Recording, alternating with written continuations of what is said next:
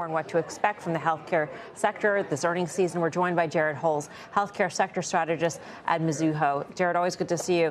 So it's a cyber attack, but it's also the concerns about medical loss ratio. So walk us through what we're expecting, because you actually have a specific number on the MLR side in terms of what they need to beat in order to have a higher stock price. Yeah, for sure. So I think the MLR is by far the biggest consideration.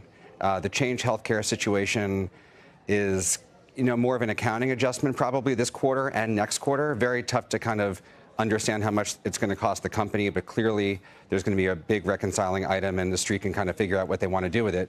But the medical cost trend has been the biggest story in healthcare aside from obesity probably this year.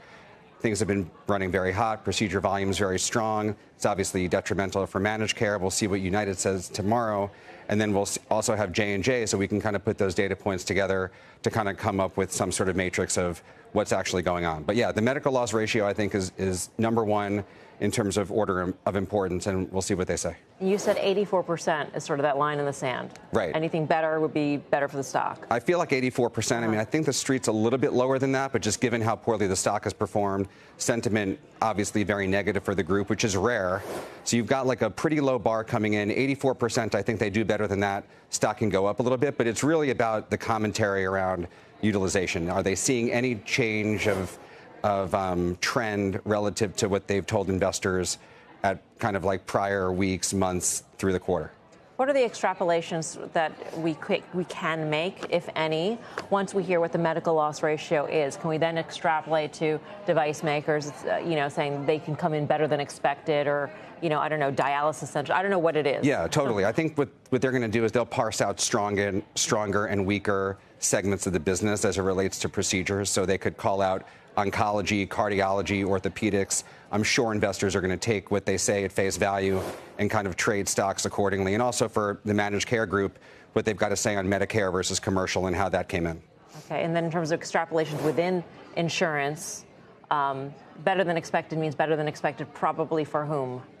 I would think for most of the companies, depending on what they have to say about the complexion of earnings, whether it was driven by Medicare patients, commercial patients, on kind of employer-based insurance packages, things of that nature. But I feel like if they beat MLR, the entire group is going to go up quite a bit tomorrow. Right. Johnson & Johnson also reports tomorrow before the bell. Is it all about talc? I don't think it's all about talc for the quarter. Unfortunately, I think it's a lot about talc for the stock. It's just been such an impediment for broader-based investment. The numbers have actually been decent for J&J. I mean, I think we can kind of question the long-term growth rate of pharma. There's not a ton there in the pipeline. I think if you spoke to investors in the space, they would kind of tell you they don't love this pipeline here. But they're obviously doing acquisitions. They did a $13 billion deal last week in medtech. It's been a tough ride with the talc as an overhang. All right, Jared, thanks for coming by. Always nice to see you. Thank you. Jared Holz of Mizuho. Quickly, you're in Elevance. I'm in Elevance. I would love to see an MLR that comes in. I'm wondering, though, UnitedHealth has just done the stock terribly.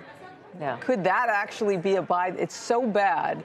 Hasn't traded at this kind of earnings level for a long time. I will quickly, I'll suspend Remind the rules. me. I will quickly go back to the guest. Could UNH be a buy here? It's so bad. Just really quick, we're out of time. I think the buy thesis on UNH and for the broader group is actually an election trade. Okay. I think we can kind of see how numbers come out tomorrow. I'm not sure it's a buy in front of the quarter. I mean, it's too late now. Yeah.